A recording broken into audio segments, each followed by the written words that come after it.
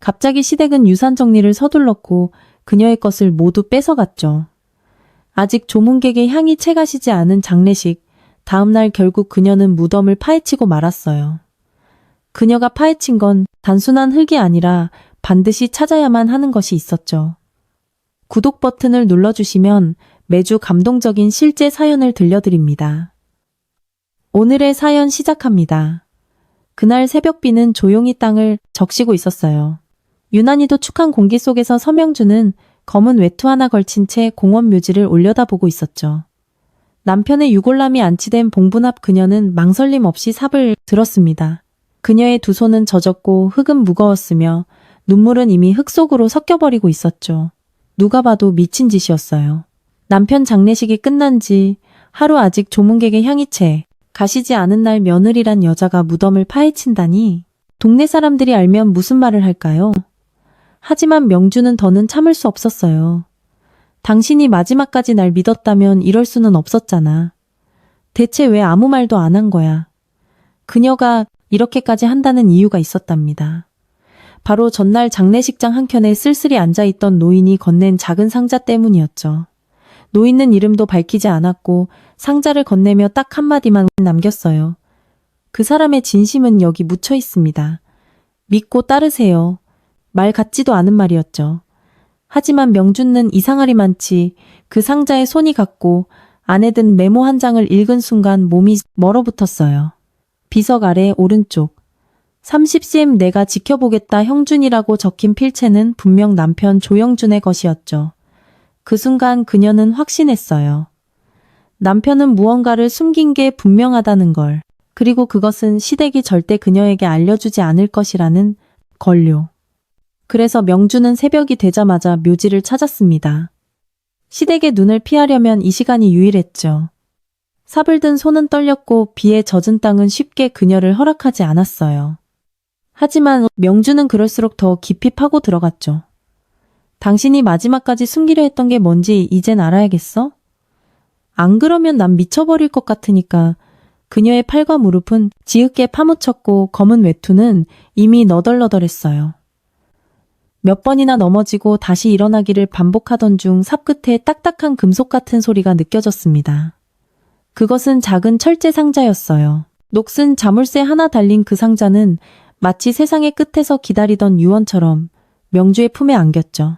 떨리는 손으로 상자를 꺼낸 그녀는 그대로 무릎 꿇은 채 오열했어요.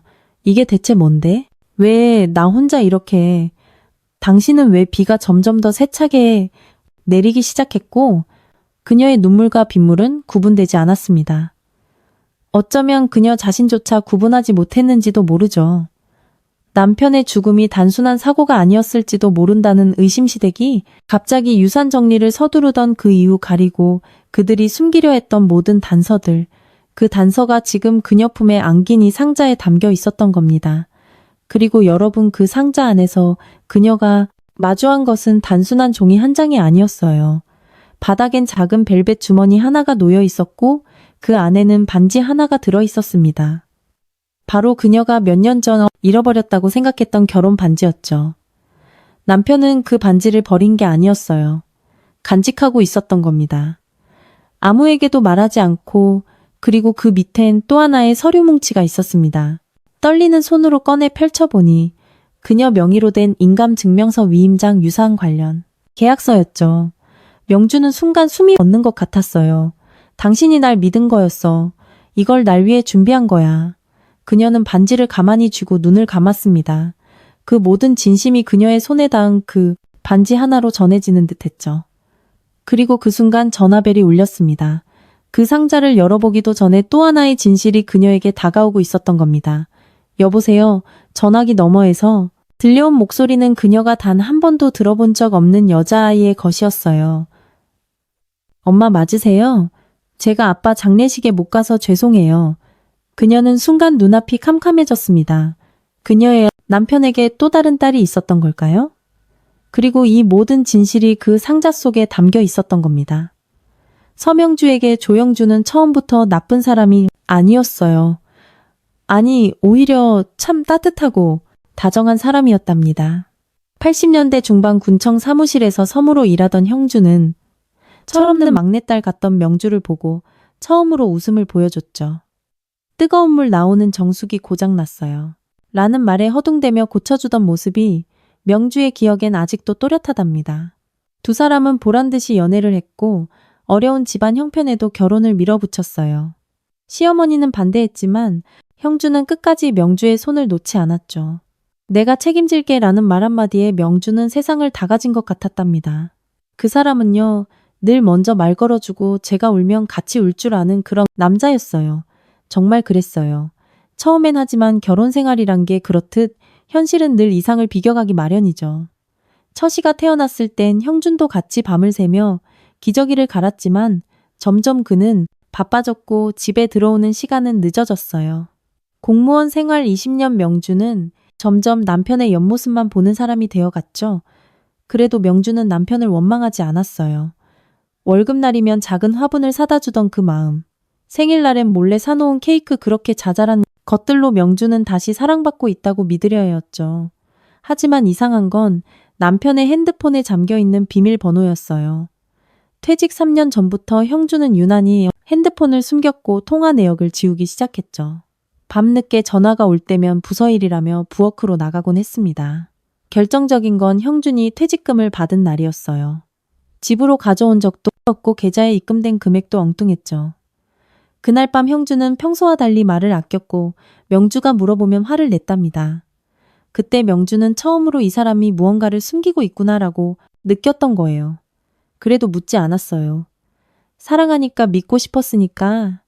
하지만 지금 생각해보면 그때 묻지 않았던 게 그녀 삶의 가장 큰 실수였는지도 모르죠. 그러던 어느 날 형주는 어이없이 쓰러졌어요. 집에서 혼자 아침밥을 준비하다가 식탁에 엎드린 채 숨이 멎어버린 거예요. 명주는 너무도 허망했고 그렇게 남편은 인생의 반려자 곁에 어떤 말도 남기지 못한 채 떠나버렸습니다. 그날 아침 미역국에 간을 보려다 그릇을 깨뜨렸는데 그게 마지막 소리였어요. 청준 씨가 마지막 소리? 그리고 며칠 후 장례식 시어머니는 울지도 않았고 조문객에게는 예의 바르게 고개만 끄덕일 뿐이었어요. 하지만 장례식이 끝나자마자 말했죠. 유산 문제는 형석이랑 정리해 줄 테니 명주는 그냥 도장만 찍으면 돼. 그날 명주는 말없이 고개만 끄덕였지만 그 순간부터 그녀의 마음속 어딘가가 무너져 내리기 시작했답니다. 시댁이 자신을 가족이 아닌 외부인으로 보고 있다는 걸 그제야 완전히 깨달은 거죠. 그리고 바로 다음 날 그녀는 무덤을 파헤쳤습니다.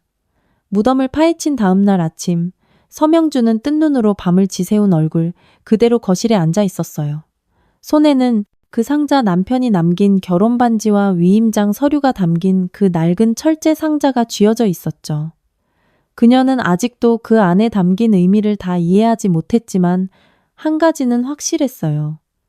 남편은 무언가를 숨기고 있었고 시댁은 그것을 절대 그녀에게 말해주지 않을 거라는 것. 당신이 나한테 남긴 게 이 반지 하나일 린 없잖아. 그런 그녀에게 전화를 건 사람은 다름 아닌 시동생, 조영석이었죠. 시동생은 장례가 끝나자마자 부동산과 법무사를 불러 모았고 명주에게 유산분할 회의에 참석하라고 통보했습니다. 형수님, 우리 형이 남긴 유산도 정리해야죠. 오늘 오후에 사무실로 오세요. 말은 정리지만 명준는 직감했어요. 이건 정리가 아니라 배제라는 거요. 그녀는 떨리는 마음으로 약속 장소에 갔고 그곳엔 이미 형석과 시어머니 오말순 그리고 낯선 법무사가 앉아 있었죠. 이건 형이 생전에 준비한 유언장이에요. 법적으로 효력이 있습니다. 법무사가 펼친 서류엔 남편의 서명과 지장이 찍힌 문서가 있었습니다. 그런데 이상했죠? 명주는 남편이 살아있을 당시 그런 이야기를 한 적이 단 한 번도 없다는 걸 알고 있었거든요. 형준 씨가 이런 걸 나 몰래 준비했다고 무언가 수상했어요. 문서의 서명은 익숙했지만 글씨는 조금 달랐어요. 그리고 결정적으로 문서의 내용은 충격적이었죠. 남편의 모든 재산을 친자 조연주에게 상속한다는 내용. 조연주. 그게 누군데요? 명주의 목소리는 떨렸고 순간 공기가 멈춘 듯한 정적이 흘렀어요. 그제야 형석이 고개를 돌려 대답했죠. 그 여자아이 장례식 날 전화했던 애어형이 젊은 시절 실수로 낳은 딸이랍니다. 친자 확인도 이미 마쳤고요. 명주는 숨이 막혔어요. 상자 속 반지와 위임장이 떠올랐고 그것이 진짜 유언을 의미하는 건 아닐까 하는 생각이 퍼뜩 스쳤죠. 그녀는 자리에 앉은 채 조용히 말했어요. 그럼 그 유언자 진짜 맞는지 제가 직접 확인받아야겠어요. 법무사는 당황한 듯 했고 시어머니는 기색을 숨기지 않았죠. 오말수는 명주를 노려보며 나를 세웠습니다. 가난한 집에서 시집 와서 우리 형준이 인생 다 빨아놓고 이제 와서 뭘 더 바라니?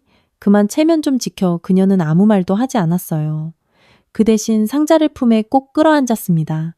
그리고 그 순간 그녀는 깨달았죠. 남편은 이 싸움을 예감했고 그녀에게 작지만 강력한 무기를 남긴 거라는 거. 그리고 이제 그 상자를 증거로 명주는 진짜 싸움을 시작해야 했습니다.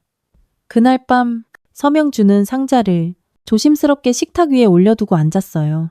딸 수지는 엄마의 낯빛이 심상치 않음을 눈치채고는 조심스레 물었죠. 엄마, 그 상자 도대체 뭐가 들었는데 그렇게 계속 안고만 있어요. 명주는 무겁게 숨을 들이켰어요. 그 반지 하나, 위임장 하나가 그냥 종이 쪼가리일 수도 있지만 어쩌면 그 안에 진짜 유언보다 더 강한 진심이 담겨 있을지도 모른다는 생각이 들었거든요. 수진아, 혹시 법률 상담 잘해줄 아는 사람 있어? 믿을 만한 곳이면 더 좋고. 수지는 놀란 눈으로 엄마를 바라봤어요. 그토록 억척스럽던 엄마가 무언가를 위해 도움을 청하는 모습은 처음이었죠. 며칠 뒤 명주는 딸과 함께 시민법률구조단을 찾았습니다. 무료로 소외 계층을 돕는 그곳엔 묵묵한 중년 여성 상담사가 그녀를 맞이했죠. 터명주님, 걱정 마세요. 하나씩 차근차근 살펴보죠. 우선 그 위임장, 그리고 이 결혼반지, 이건 단순한 유품이 아닌 증거가 될 수 있어요. 상담사는 위임장의 날짜 내용, 그리고 인감날인 여부까지 꼼꼼히 살펴봤고 상자에 남겨진 형준의 메모와 필체 비교까지 요청했죠. 며칠 후가 나왔어요. 놀랍게도 위임장은 법적으로 유산 우선권을 명주에게 이관한다는 내용이었고 그것이 작성된 날짜는 남편이 쓰러지기 단 이틀 전이었죠. 남편분이 마지막까지 부인 명의로 남기려 한 겁니다. 이게 진짜 유언장이는 마찬가지예요. 그 말을 듣는 순간 명주의 눈가에 뜨거운 것이 맺혔어요. 남편의 진심이 이 상자에 남아 있었던 겁니다. 그녀는 곧바로 형석에게 연락을 했습니다. 법무사 시어머니 그리고 조현주까지 모두 있는 자리에 다시 모여야 했죠. 저도 보여드릴 게 있어요. 형준 씨가 제게 남긴 상자입니다. 모두가 숨을 죽였고 명주는 천천히 상자를 열었습니다. 반지, 메모, 위임장이 모두 그대로였죠. 법무사가 그것을 받아들고 자세히 들여다보더니 미묘하게 눈빛이 흔들렸습니다. 그 순간 조현주가 조용히 말했죠. 저 상자 저도 본 적 있어요. 어릴 때 아버지가 서랍 깊은데 꼭꼭 숨겨두던 그 철제 상자예요. 모두가 고개를 돌렸고 시어머니 오말순의 얼굴이 처음으로 일그러졌습니다. 그깟 총이 몇 장으로 뭘 하겠다는 거니? 이미 유언장 다 끝났어. 어머니, 그 종이 한 장이 당신들 위조한 유언장을 무너뜨릴 수도 있다는 거 아직 모르시는군요. 그날 명주는 싸움의 무게가 얼마나 큰지를 처음 실감했어요. 하지만 두렵지 않았습니다. 왜냐면 남편이 그녀를 위해 준비하니 마지막 상자가 그녀의 등에 손을 얹고 있었으니까요. 그리고 그날 밤 조현주는 조용히 명주에게 말을 건넸습니다. 혹시 아버지께서 저한테도 편지를 남기셨는지 알고 계세요? 명주는 숨을 멈췄습니다. 아직 이 이야기의 끝은 보이지 않았습니다. 며칠의 정적이 흘렀습니다. 명주는 더 이상 연락을 받지 않았고 시댁 역시 조용했습니다. 마치 태풍이 잠시 지나간 듯한 고요함. 하지만 명주는 알고 있었어요. 이건 고요함이 아니라 또 다른 파도를 준비하는 시간이라는 걸. 그러던 어느 날 집으로 도착한 등기 봉투 하나 보낸 사람은 조영석이었고 발신처는 변호사 사무실이었죠. 엄마, 이거 무슨 내용이야? 명주는 떨리는 손으로 봉투를 뜯었고 안에 들어있는 건 법적 유언장 효력 무효 확인 요청서였습니다.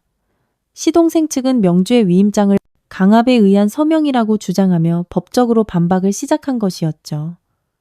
결국 이렇게 나오겠다는 거구나. 명주는 바로 시민법률구조단을 다시 찾았습니다. 상담사는 이미 이런 상황을 예감하고 있었는지 차분한 눈빛으로 명주를 바라봤죠. 그들은 지금 전공법 대신 심리전으로 나오는 겁니다. 겁주려는 거죠. 하지만 이건 명백한 위협이에요. 반격할 수 있어요. 명주는 고개를 끄덕였어요. 그녀는 다시 싸움을 준비해야 했습니다. 하지만 그날 밤이 일어났습니다. 낮은 초인종 소리 현관 앞엔 조연주가 서 있었어요. 그녀는 왠지 초췌한 얼굴로 손에 작은 봉투 하나를 들고 있었죠. 이거 어제 누가 제 자취방 문틈에 갔더라고요. 엄마께 보여드리고 싶었어요. 명주는 봉투를 받아들었고 안엔 익명의 편지 한 장과 사진 몇 장이 들어 있었습니다. 편지에는 짧게 쓰여 있었어요. 그녀가 가진 건 위조된 서류다 조심하라. X 그리고 사진에는 명주가 무덤에서 상자를 꺼내는 모습이 몰래 찍혀 있었죠. 명주는 손이 얼어붙는 듯 했어요. 누군가 그녀를 지켜보고 있었던 겁니다. 그 순간 명주의 머릿속엔 수많은 생각이 교차했어요.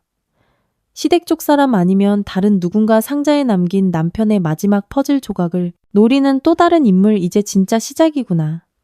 나 혼자만의 싸움이 아니야. 그녀는 더는 물러설 수 없었습니다. 이제는 법정이든 사람들의 입장이든 진실이든 그 어떤 곳에서라도 싸워야만 했어요. 그리고 조연주를 향해 조용히 말했죠. 현주야, 혹시 아버지가 너한테 남긴 마지막 말 아직 찾지 못한 게 있을지도 몰라. 그걸 같이 찾아보자. 그녀들 앞에 놓인 길은 이제 단 하나, 남편이 남긴 진짜 유언의 전모를 밝혀내는 것. 그리고 그 진실을 감추려는 세력과의 본격적인 전쟁이었습니다. 그날 이후 명주와 조연주는 함께 움직이기 시작했어요. 두 사람은 핏줄보다 더 복잡한 관계 속에서 묘한 연대를 느끼고 있었죠. 적어도 지금 이 순간만큼은 같은 진실을 찾고자 하는 사람 대 사람이었어요. 조연주는 조심스레 자신의 어린 시절 기억을 꺼내기 시작했어요. 형준이 간간히 찾아와 용돈을 주고 생일에는 케이크를 사오던 남자하지만 절대 아빠라고 부르지 말라고 했던 사람, 그 사람은 제게 늘 말했어요. 넌 똑똑하니까 엄마 닮지 말고 공부 열심히 해. 근데 이름도 주소도 아무것도 제대로 알려준 적 없었어요. 언제나 그림자처럼 왔다가 사라졌죠. 그녀는 어릴 적 형준과 함께 들렀던 어느 낡은 서점 이야기를 꺼냈어요. 그곳에서 종종 노란 봉투에 무언가를 담아 조용히 건넸던 아버지, 그 서점 아직 있을까요? 혹시 그 안에 뭔가 남겨두셨을지도 몰라요. 아버지가 마지막으로 뭔가 남길 수 있는 곳이라면 정거기라고 생각해요. 그 말에 명주는 고개를 끄덕였어요.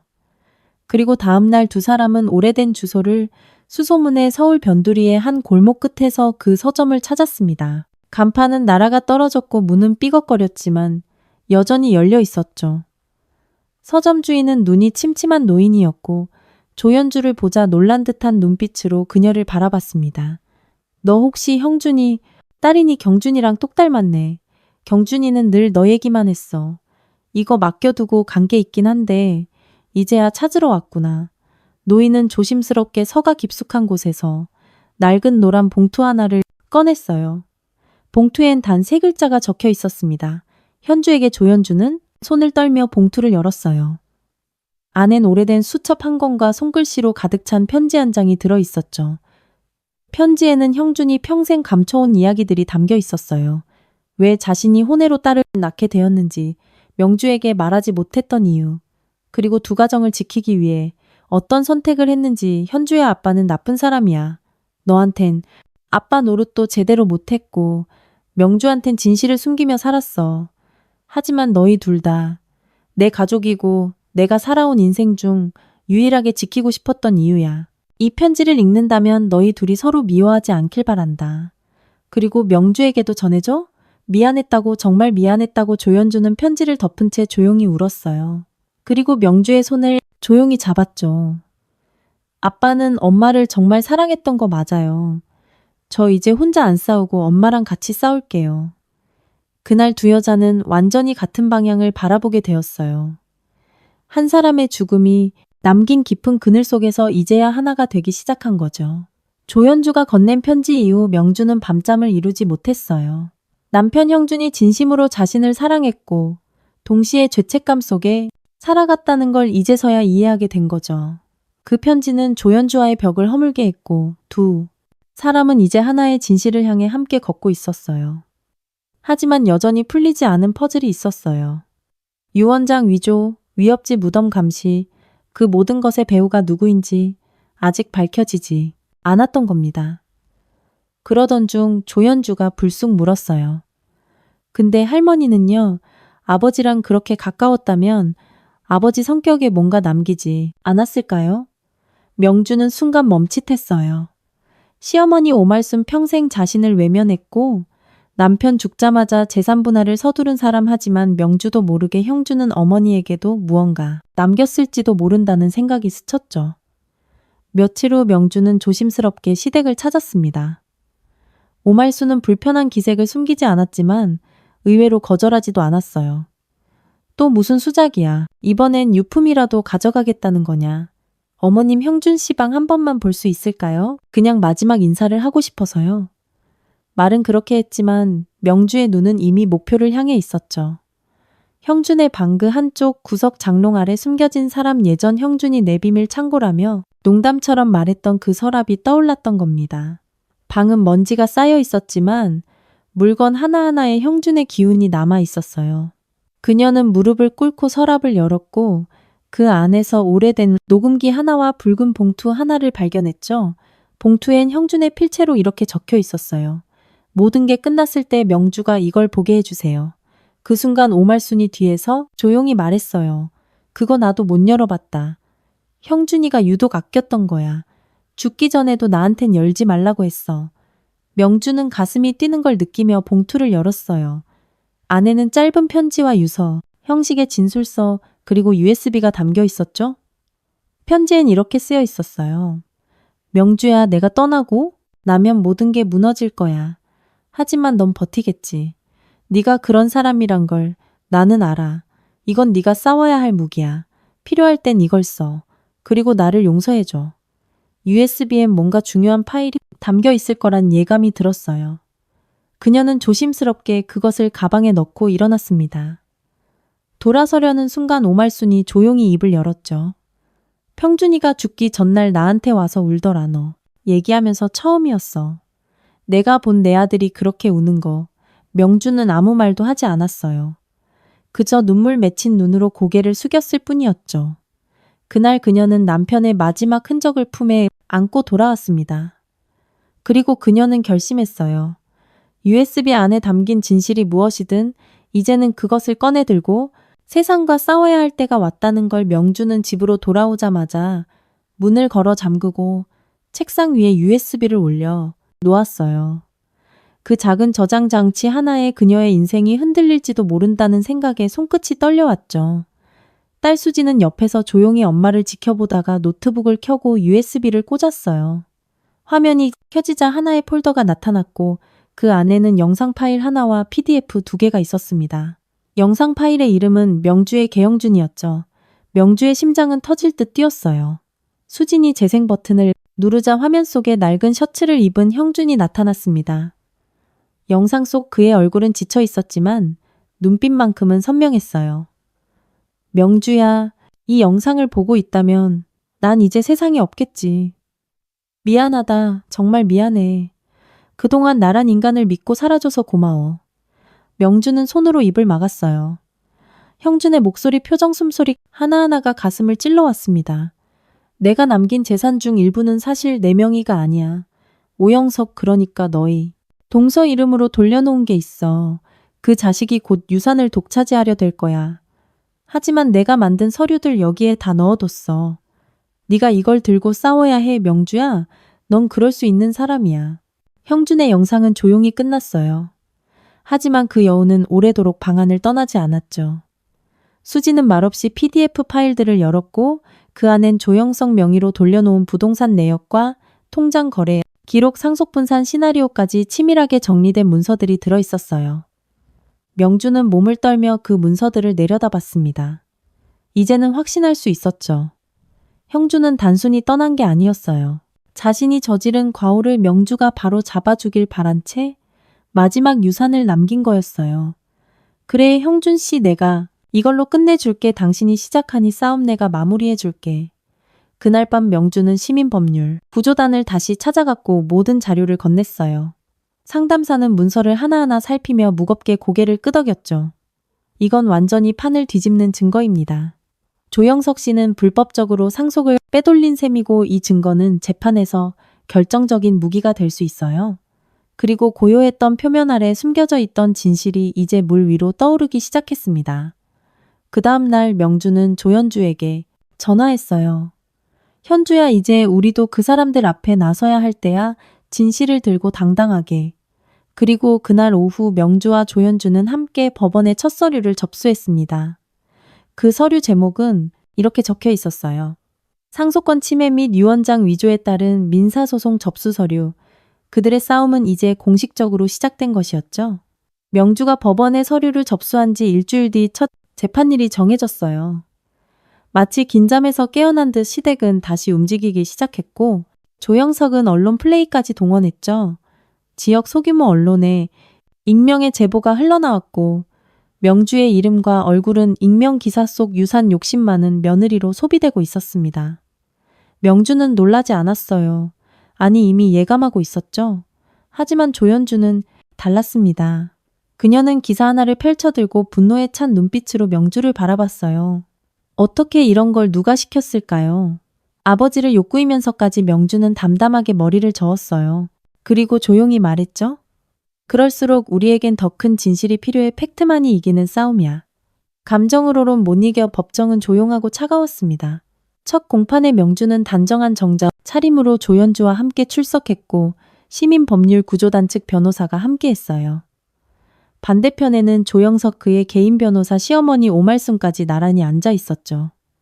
재판부는 양측의 소명, 자료를 검토한 후 영상 증거를 법정 스크린에 재생하도록 허가했습니다. 순간 법정 전체가 숨을 죽였죠.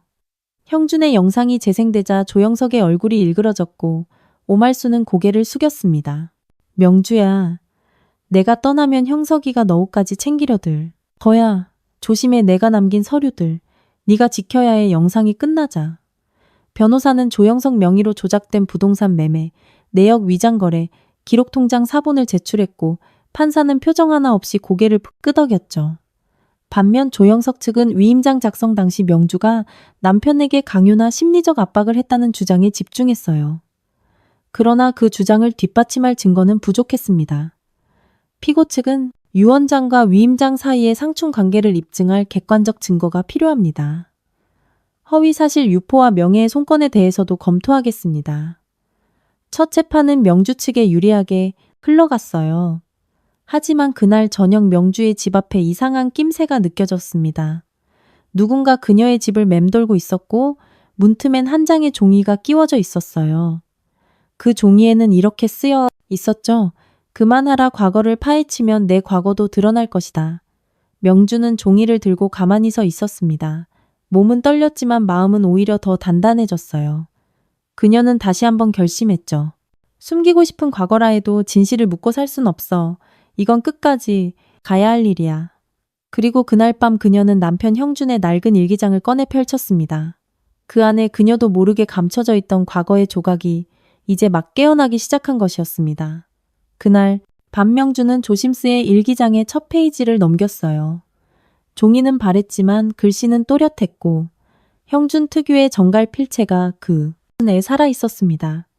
첫 장에는 이런 문장이 쓰여 있었어요. 내가 이 글을 쓰는 건 언젠가 명주가 이걸 보게 될지도 모른다는 마음 때문이다. 그녀는 내가 숨긴 것들을 모른 채 평생을 살아도 괜찮을 만큼 좋은 사람이다. 하지만 내가 그렇게 만들지 못한 인생이 너무도 미안하다. 명주는 책상 앞에 앉은 채 한 장 한 장 조심스레 넘겼습니다. 형주는 수십 년 전 이야기부터 써내려갔어요. 공무원 생활을 하며 만난 권력자들과의 접촉 지방, 토지 매입 관련 청탁, 그리고 시행 명의로 우회 이전한 부동산 이야기까지 형주는 그 안에서 갈등하고 고뇌하고 무너졌어요. 정의로운 가장으로 남고 싶었지만 세상은 그를 그렇게 내버려 두지 않았던 겁니다. 나는 명주에게 부끄러운 남편이었다. 늘 따뜻하게 대해주면서도 내 속은 온통 검은 거래로 채워졌지. 명주가 알면 절대 용서 못할 사람들 사이에서 나는 나를 지우고 있었다. 그리고 중반부 그날 밤 이야기가 등장했어요. 형준이 심장 통증을 처음 느꼈던 날 조영석과의 마지막 통화, 그리고 그가 의도적으로 약을 끊었다는 고백 수진이 대학 들어가는 걸 보고 나면 이 일기장을 남기고 나는 떠날 준비를 하려 했다. 병원엔 더 안 갈 생각이었다. 명주와 수진이 잘 살 수 있게 내가 할 수 있는 마지막 정리는 그렇게밖에 없었다. 명주는 그 부분에서 멍하니 페이지를 바라보다 조용히 눈을 감았어요. 남편은 그녀 몰래 모든 이별을 준비하고 있었던 겁니다. 죽음마저도 선택으로. 그리고 마지막 페이지. 명주야. 이게 너와 내가 함께한 인생의 마지막 기록이야. 너는 좋은 사람이고 나는 나쁜 사람이다. 하지만 마지막만큼은 네가 이겼으면 좋겠다. 그렇게 해야 내가 평생 저지른 잘못이 조금은 씻길 테니까. 그녀는 그날 단 한 줄도 잊지 않고 남편을 원망하지 않았던 과거의 자신을 떠올렸어요. 그리고 지금 그 일기장 위에 흘러내린 눈물이 한 줄씩 번져가는 걸 막지 않았습니다. 형준 씨, 당신이 날 그렇게까지 생각했다면 난 이 싸움을 절대 포기 안 해요. 나 당신 목까지 버텨볼게요. 그리고 그 다음날 그녀는 그 일기장을 복사해서 변호사에게 넘겼습니다. 그것은 단순한 기록이 아니라 또 하나의 증거였어요. 형준이라는 사람의 진심과 고백이 담긴 살아있는 증언. 그리고 이 싸움은 이제 진실과 거짓 사이의 경계선을 넘어설 준비를 마쳤습니다. 형준의 일기장을 증거로 제출한 뒤 잠시 모든 것이 잠잠해졌어요. 하지만 명주는 알고 있었죠. 조영석은 그렇게 쉽게 무너질 사람이 아니라는 걸. 그리고 그녀의 예상은 정확히 맞아떨어졌습니다. 2차 재판을 앞둔 어느 날, 변호사 사무실에서 날아온 서류 하나. 이번엔 조영석 측기 명주의 과거에 대해 정식 소명 요청을 했다는 통지였어요. 무려 30년 전 명주가 친정의 채무 보증을 섰다가 파산 직전까지 갔던 기록을 들춰낸 것이었죠. 그게 지금 무슨 상관인데요? 엄마가 그다 갚았고 아무 상관도 없잖아요. 하지만 명주는 말없이 고개를 숙였어요. 그녀에게는 그 일이 그녀 인생에서 가장 수치스러웠던 기억이었으니까요. 형준에게조차 완전히 말하지 못했던 과거, 그걸 지금 시댁이 세상에 까발리려 하고 있었던 겁니다. 다음날 명주는 법률구조단 사무실에 앉아 있었어요. 얼굴은 창백했고 손끝은 얼음처럼 차가웠습니다. 상담사는 천천히 그녀에게 말을 건넸죠. 명주 씨, 상대는 지금 감정을 흔들고 있어요. 증거가 부족하니까 사람을 무너뜨리려는 거예요. 지금이 제일 중요한 순간이에요. 그때 문이 열리며 조연주가 들어왔어요. 그녀는 두 손에 묵직한 봉투 하나를 들고 있었죠. 이거 아버지가 제게 따로 맡겨둔 계좌 내역이에요. 조영석 삼촌이 아버지 명의로 거래한 해외 송금 내역까지 정리돼 있어요. 저도 이제 이 싸움에 끝까지 같이 할게요. 명주는 말없이 그 봉투를 받아들었어요. 조연주의 손은 떨리고 있었고 눈빛엔 분노와 애정이 동시에 서여 있었죠. 그리고 마침내 재판일. 이번엔 분위기가 달랐습니다. 양측 모두 긴장했고 언론도 법정 주변을 맴돌고 있었어요.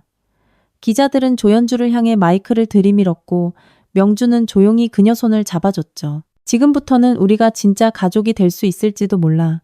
아버지 뜻대로. 법정한 판사는 조영석 측계 명주의 과거 제출을 검토한 뒤 이렇게 말했습니다. 30년 전사적 채무 기록은 본 사건과 직접적인 연관성이 없습니다. 피고 측은 소송의 본질에서 벗어난 인신공격성 주장을 중단하시기 바랍니다. 그 순간 명주의 등 뒤에서 조연주가 살짝 손을 맞잡았어요. 그리고 두 사람은 마주보며 고개를 끄덕였죠. 이제 이 싸움은 진짜 끝을 향해 가고 있었습니다. 2차 재판에서의 반전 이후 조영석은 한동안 모습을 드러내지 않았어요. 하지만 명주는 느낄 수 있었어요. 그가 마지막으로 무언가를 준비하고 있다는 걸. 마치 사냥감을 놓치기 직전 이빨을 드러내는 맹수처럼. 그리고 그날 밤 조연주에게 한 통의 전화가 걸려왔습니다. 발신자는 비공개 번호. 그녀는 잠시 망설이다가 전화를 받았고 전화기 너머에서는 예상치 못한 목소리가 흘러나왔죠. 네가 영주랑 같이 싸운다고 들었다. 너도 결국 그 여편네 편에 선 거냐. 그 여편네가 아니라 제 아버지의 진짜 가족입니다. 그리고 당신이 뭘 숨기고 있는지도 곧 밝혀질 거예요. 전화를 끊은 뒤 조연주는 명주와 함께 다시 시댁을 찾았습니다. 오말수는 예전보다 훨씬 초췌해 보였고 거실 구석에 앉아 담배를 피우고 있었어요. 이 싸움 아직 끝난 거 아니에요. 하지만 어머님께 마지막으로 기회를 드릴게요. 스스로 밝히세요. 형준 씨가 왜 그런 선택을 했는지 어머님이 가장 잘 아시잖아요. 잠시의 침묵 그리고 오말순의 입에서 터져나온 첫 마디는 의외였습니다. 형석이 그놈이 형준이 약 바꿔치기 한 거나 알고 있었어. 방안이 얼어붙었어요. 명주는 숨을 삼켰고 조연주는 벽에 손을 짚은 채 그대로 굳었습니다. 나도 몰랐어. 처음엔 그냥 며느리 몰래 유산 좀 정리하자던 거였는데 그놈이 약까지 손댈 줄은 몰랐지. 그때 형준이 내 앞에서 울었어. 자긴 죽을지도 모른다고. 그게 마지막이었어. 조연주는 그대로 털썩 주저앉았고 명주는 손끝이 싸늘해지는 걸 느꼈어요. 진실은 이미 알고 있었지만 입 밖으로 들으니 또 다른 고통이 밀려왔던 거죠. 그날 밤 명주는 마지막으로 결정했어요. 이 사건을 단지 유산 분쟁이 아니라 형준의 사망경의 재조사, 요청서로 바꿔 접수하겠다고. 이건 이제 가족끼리의 문제가 아닙니다. 형준 씨는 죽음을 앞두고 분명히 구조 요청을 했어요. 그걸 무시하고 방조한 건 죄입니다. 반드시 밝혀야 할 진실이에요. 그리고 그녀는 조용히 경찰서를 향해 걸어갔어요. 진실의 끝이 어떤 모습일지 몰라도 이제는 누구도 이 길을 되돌릴 수 없다는 걸 알고 있었죠. 그리고 며칠 뒤 조영석은 고의적 유산 사기 및 약물방해 정황으로 경찰의 출석 요청을 받게 됩니다. 조영석이 경찰서에 소환된 날 명주는 법원 대신 파출소 앞에 섰습니다. 기자들의 셔터 소리가 연신 터졌고 그의 변호사는 급히 얼굴을 가린 채 안으로 사라졌어요. 투지는 엄마 옆을 지켰고 조연주는 그날도 정장을 차려입고 당당히 나섰습니다. 이제는 숨길 것도 피할 것도 없었죠. 진실은 이미 사람들 입에 오르내리고 있었고 이제는 그 결말만 남았을 뿐이었습니다. 조영석은 조사를 받으면서 끝까지 부인했어요. 약물 바꿔치기, 유산 조작, 모든 것이 오해라는 말뿐이었죠. 하지만 경찰은 형준의 주치의 진술, 약국 출입 기록, 금융거래 내역을 통해 그의 행적을 정밀하게 추적하고 있었어요. 형준 씨의 심장약 복용 내역과 실제 처방 기록이 일치하지 않습니다. 이 약이 조영석 씨 본인 명의로 약국에서 처방받아 구입된 사실도 확인됐습니다. 어떻게 설명하시겠습니까? 그 순간 조영석의 얼굴이 무너져 내렸어요. 벽처럼 단단하던 표정은 흔들렸고 그는 입술을 다리다 결국 말을 잇지 못했습니다. 법원에서도 명주는 형준의 일기장과 영상, 조연주의 제출 자료, 오말순의 증언까지 총체적 자료를 제출했어요. 판사는 조용히 서류를 넘기며 말했죠.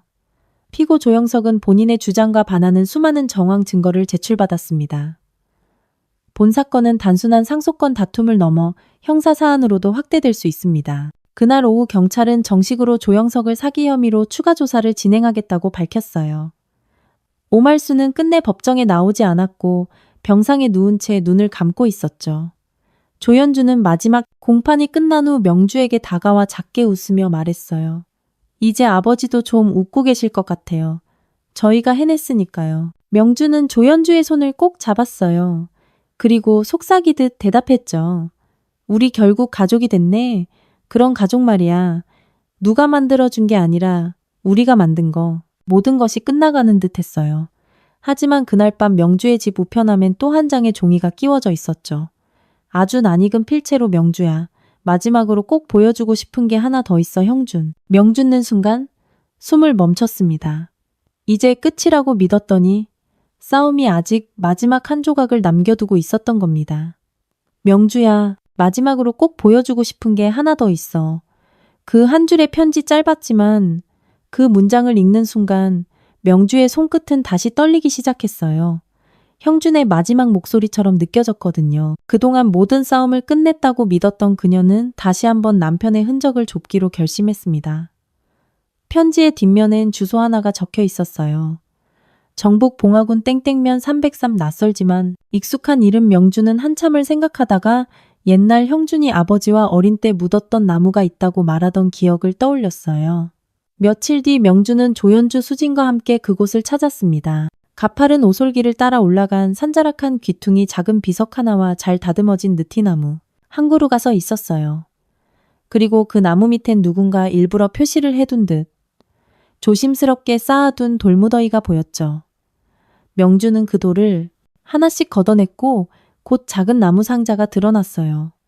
조심스레 열어보니 그 안엔 오래된 사진, 한 장 편지 뭉치 그리고 얇은 노트 하나가 들어 있었습니다.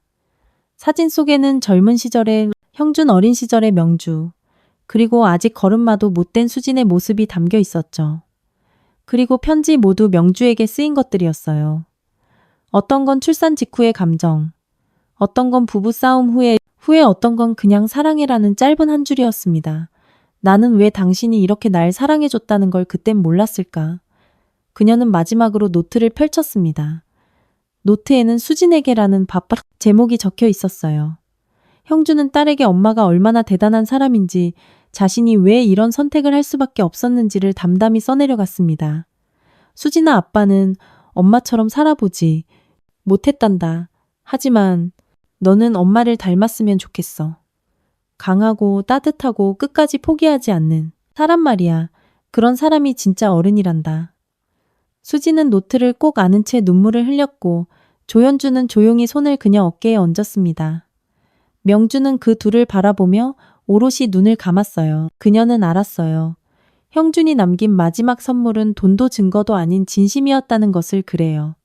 당신 이젠 됐어요. 우리 정말 잘 살아볼게요.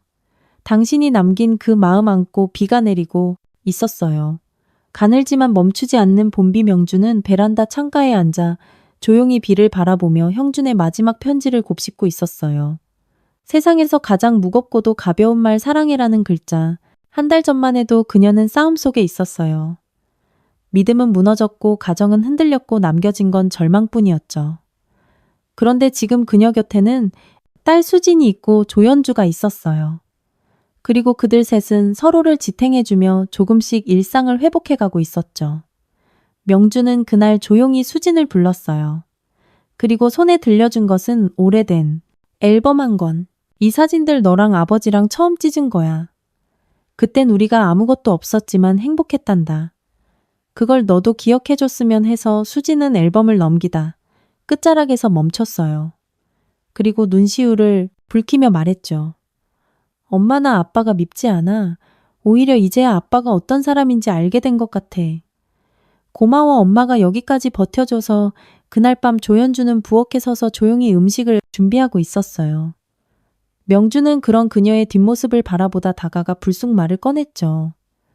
현주야, 앞으로 내가 어디서 어떤 삶을 살든 너의 자리는 항상 여기에 있어. 우리 집이 너의 집이야. 저도 이제 그렇게 생각하려고요. 가족이란 건 선택하는 거잖아요. 저도 이제 선택할래요. 엄마, 수진이, 그리고 나 그렇게 살아볼게요. 서로를 가족이라 부를 수 있게 된 순간 명주는 형준이 정말로 바란 것이 무엇이었는지 확신할 수 있었어요. 돈도 명예도 아닌 바로 이 평범한 웃음과 따뜻한 저녁 밥상이었음을. 그리고 몇 주 뒤 형준의 추모비가 새로워졌어요. 그 위엔 명주가 직접 쓴 문장이 새겨졌죠. 당신의 진심은 우리 모두를 지켜냈습니다. 비가 그친 오후 세 사람은 나란히 추모비 앞에 서 있었어요. 각자의 방식으로 조용히 눈을 감고 짧게 속삭였죠. 고마워요, 형준 씨. 이제야 당신을 진짜로 이해할 수 있을 것 같아요. 그로부터 몇 달 후 계절은 여름을 향해 가고 있었어요. 명주의 삶은 다시 고요해졌지만 이전과는 전혀 다른 색을 띠고 있었죠. 상처는 아무렇고 흔적은 여전히 남아 있었어요. 하지만 그 흔적마저도 이제는 삶의 일부가 되어 있었습니다. 수지는 대학원 진학을 준비하며 하루하루를 바쁘게 살았고 조연주는 명주의 집 근처로 이사해 작은 미술 교실을 열었어요. 둘은 때로 다투기도 했지만 이젠 웃으며 서로를 언니 동생이라 부를 만큼 가까워졌죠. 매주 금요일이면 삼시 모여 저녁 식사를 함께 했고 그 식탁 위엔 언제나 형준의 이야기가 빠지지 않았습니다. 명주는 여전히 새벽이면 형준의 편지를 꺼내 읽곤 했어요. 더 이상 오열도 분노도 없었지만 그리움만은 사라지지 않았죠. 그리고 그 편지를 읽으며 매번 형준과 함께 나는 소소한 일상과 아직 미쳐주지 못한 말들을 떠올렸습니다. 당신 없이도 잘 살 수 있을까? 처음엔 무서웠어요. 그런데 지금은 알아요. 잘 살아내는 게 당신이 남긴 사랑에 대한 내 방식의 대답 같아요. 고맙고 미안하고 여전히 보고 싶어요. 그날도 명주는 추모비 앞에 서 있었어요. 바람이 불었고 하늘은 맑았어요. 그녀는 손에 작은 꽃다발 하나를 들고 형준의 이름이 새겨진 돌을 가만히 쓰다듬었죠. 그리고 한참을 서 있다가 조용히 입을 열었어요. 당신 없는 세상은 처음엔 참 낯설었어요. 그런데 당신이 남긴 사람들 수진이 현주 덕분에 이젠 괜찮아요. 우리 모두 당신 목까지 잘 살아갈게요. 그녀는 꽃다발을 내려놓고 돌아서 걸어 나왔어요. 조현주와 수진이 멀리서 손을 흔들고 있었고 명주는 처음으로 그들에게 선뜻 손을 흔들어 보였죠. 바람은 여전히 불었고 하늘 아래새 그림자가 나란히 길게 늘어졌습니다. 인생은 계속되었고 그 안에 형주는 더 이상 없지만 그가 남긴 사랑과 용기는 분명히 남아 있었어요. 그리고 그 길 위에서 명주는 조용히 웃었어요. 마침내 그녀는 다시 삶을 시작할 수 있었던 겁니다. 여러분도 언젠가 잊었다고 믿었던 누군가의 마음이 이렇게 한 통의 편지처럼 가슴을 두드린 적 있으셨나요? 가족이란 피가 아니라 마음으로 맺어지는 것. 오늘의 이야기가 여러분 마음에도 조용한 울림이 되었기를 바랍니다. 구독과 좋아요는 진심을 지켜낸 이들의 이야기가 더 멀리 퍼져갈 수 있는 힘이 됩니다. 다음 이야기에서도 또 다른 인생의 진실과 마주해 보세요.